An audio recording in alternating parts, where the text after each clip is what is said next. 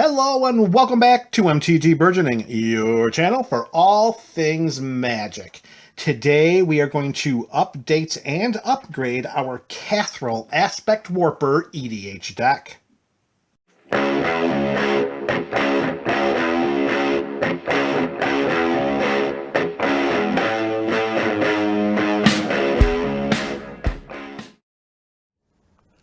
Thank you for choosing MTG Burgeoning for your Magic the Gathering content.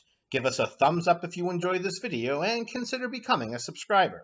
Doing so supports the channel and makes you eligible for our various subscriber rewards series. If you would like to support the channel further, then click the link to our Patreon page in the description below.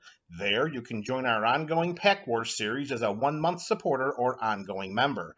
Or try joining Pack Wars for free by commenting on every MTG Burgeoning video in a month. We strive to offer creative rewards through our various Patreon tiers. So if Pack Wars isn't for you, then something else will be. Links to our content and various subscriber rewards series can be found in the description below. Send us an email, follow us on Twitter, follow us on Instagram. We are your channel for all things magic. What is up, MTGBC? That is the MTG Burgeoning community. Welcome back to another installment of the Up and Up series, and today it's time for Kathril Aspect Warper to get updated and upgraded. We are going to swap in some creatures, we're going to swap out some other creatures, we're going to swap in some spells and effects that help us to strengthen the overall theme of the deck, and we're going to tweak the mana base as well. So the first creature going in, it is Weathered Sentinels, a 2/5 wall with a mana value of just 3 generic mana.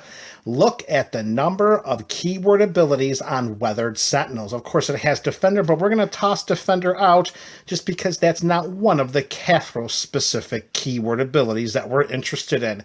It has Vigilance, it has Reach, and it has Trample. Look at that, 3 for 3 on a 2/5 body. Oh, but it gets so much better than that. When Weathered Sentinels can attack players who attacked us during their last turn as though it didn't have a defender. So if we have this wall on our side of the battlefield and one of our opponents makes the foolish choice to attack us, next turn they're going to be getting a 2/5 Vigilant Reaching Trampler. Oh, but it gets even better than that. Whenever Weathered Sentinels attacks, it gains +3/+3 and indestructible until end of turn. Do any of our opponents dare turn a creature sideways at us, knowing that we could send a 5/8 Vigilant Reaching Trampling Indestructible Wall right at them? This creature card is absolute madness. This may be the single greatest wall ever made in the history of Magic the Gathering. Why it's not more valuable at this time? I do not have an answer. Perhaps the community has just not caught up to the Streets of New Capenna Commander card yet. It's been out there for some months. Where are you folks? Come on, this card is amazing, and it's even better in a deck like Kathril. And taking Weathered Sentinels is going to take the spot away from Majestic Myriarch. Now, this was a Chimera for 4 and a green. Its power and toughness are each equal to twice the number of creatures we control. So at its floor, it's just a 2/2. And at the beginning of each combat, Majestic Myriarch will gain flying until end of turn if we control a creature with flying. And the same is true for First Strike, Double Strike, Death Touch, Haste, Hexproof, Indestructible, Lifelink, Menace, Reach, Trample, and Vigilance. Why we chose to replace Majestic Myriarch with Weathered Sentinels is that Majestic Myriarch itself does nothing to enhance or strengthen the Kathril theme of this build. It itself has no keyword abilities, and if it's in the graveyard, will do absolutely nothing to help Kathril Aspect Warper. So the change for Weathered Sentinels, in addition to its 40% less of converted mana cost, makes this one of the easiest swaps in Up and Up history. Next creature card going in, we have Wilson Refined Grizzly. It's a bear warrior for 1 and a green, and of course it has a 2/2 body. This spell cannot be countered. It has Vigilance, it has Reach, it has Trample. It doesn't really affect Kathril with its Ward 2 ability, but boy oh boy, that is a powerful number of keyword abilities stapled on to a creature that only has a mana value of 2. So keying in on the Vigilance, Reach, and Trample of Wilson Refined Grizzly, it's going to replace Ramnyanap Hydra. For 3 and a green on a 3/3 body, it also has Vigilance, Reach, and Trample. Its other +1/+1 abilities do not have any effect because there are no deserts in the deck. So for 50% less of the mana value and 1/3 less of the overall power toughness, we get the exact same 3 keyword abilities. Wilson slam dunks Ramnyanap Hydra right out of the 99 of this build. All right, now we're shifting away from creatures to some cards that are going to help us enhance what we do in our Kathril build. The first is going to be Eater of Virtue. It's a legendary equipment. It costs 1 to cast and 1 to equip, and whenever equipped creature dies, we exile it. Equipped creature is going to get +2/+0, but it's going to get so much more. As long as a card exiled with Eater of Virtue has flying, equipped creature has flying. The same is true for First Strike, Double Strike, Death Touch, Haste, Hexproof, Indestructible, Lifelink, Menace, Protection, Reach, Trample, and Vigilance. All of this on an equipment that costs just 1 to cast and 1 to equip. This could, in effect, be win condition number 2 if for some reason Kathril Aspect Warper is relatively indisposed. We just continue to have creatures die with this on it. We put the keyword abilities that they have once they get exiled, and then this becomes Kathril version 2.0. All for an equip cost of just 1. It only costs 1 to equip, and if those creatures die, it just gets better and better. Taking the place of Gifted Aetherborn will be Eater of Virtue. This is a 2/3 Death Touching Lifelinker for 2 black mana. We are going to slightly, very, very slightly weaken our overall creature base by eliminating Gifted Aetherborn, but we're going to make the overall deck so much better by including Eater of Virtue. We are also going to add another equipment. This time it is Luxior Giada's Gift. It costs 1 to cast, 1 to equip to a Planeswalker, and then 3 to equip to a creature. At this moment, there are no Planeswalkers in this deck. That will change sometime in the future as we are awaiting a copy of Elspeth Resplendent to become available. So for the purposes of this Kathril build right now, we're going to talk about a casting cost of 1 and an equip of 3. Equip creature gets +1/+1 for each counter on it. And once we get that Planeswalker in the deck, equipped permanent is not a Planeswalker, and it is a creature in addition to its other types. Specific to what we're doing right now by including Luxior is if we slap this bad boy onto Kathril and it has 7, 8, 9, 10 other counters on it, keeping in mind that those keyword counters go on to Kathril.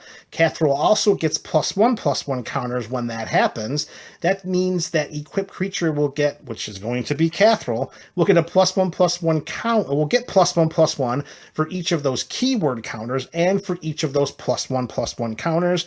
Luxior will make Kathril a lethal commander threat each time it turns sideways, or actually each time it's declared an attacker, because it probably will have Vigilance.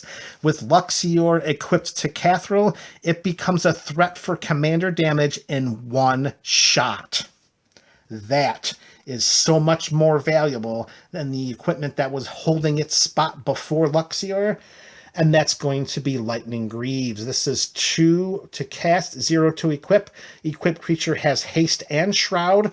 The shroud is going to hurt us in the long run if we are including Eater of Virtue and Luxior Giada's Gift. If we only have Kathril in play, and Kathril has Lightning Greaves attached to it, we can't even come close to attaching any of those two other equipments because we have no other equipments to unattach Lightning Greaves and put onto from Kathril. So either a Virtue and Luxie or Giada Gift, they are pretty much tag teaming Lightning Greaves right out of this build, which is okay because with the number of hexproof counters that we can throw around and indestructible counters, Kathril is going to do just fine, and the overall build will be better with Luxior over Lightning Greaves. All right, one more spell and then a couple of tweaks to the mana base, and we are going to be closing out this video. The next card included is Resourceful Defense. It's an enchantment for 2 and a white. Whenever a permanent we control leaves the battlefield, if it had counters on it, put those counters on target permanent you control. We can pay 4 and a white to move any number of counters from target permanent we control to another target permanent we control. This is an Ozolith-like type ability that allows us to move counters back and forth and all over the place. This is going to cause such fits to our opponents, particularly if we have a number of +1/+1 counters that we can just float around and make decisions during combat, whether if it's with our attacking creatures or our blocking creatures. Resourceful Defense is going to cause our opponents a lot of headaches. Resourceful Defense is replacing Concerted Effort, a white enchantment for 2 and 2 white. At the beginning of each player's upkeep, all creatures we control gain flying until end of turn if a creature we control has flying. The same is true for Fear, First Strike, Double Strike, Landwalk, Protection, Trample, and Vigilance. Now, at the beginning of the construction of this Kathril deck, Concerted Effort was looked at to be a potential win condition. However, Fear and Landwalk and Protection are things that Kathril does not deal with. So Concerted Effort is going to give way to Resourceful Defense because overall Resourceful Defense is going to do a lot more work in the 99 of this build than Concerted Effort ever has. All right, so last couple tweaks here. It's going to be to the mana base. We are going to include 1 copy of Reflecting Pool when the stars align correctly. This should be Command Tower number 2. Taking the place of Reflecting Pool is taking the place of Reliquary Tower. Now, Reliquary Tower was added to this deck perhaps a little haphazardly, because upon a perusal of the 99 of this build, the only massive card drawing ability in this deck is Greater Good. So I don't know if this was just included for the purposes of having it in there, but Reliquary Tower is going to cede its position to Reflecting Pool, and Reflecting Pool is going to help us to smooth out our mana base.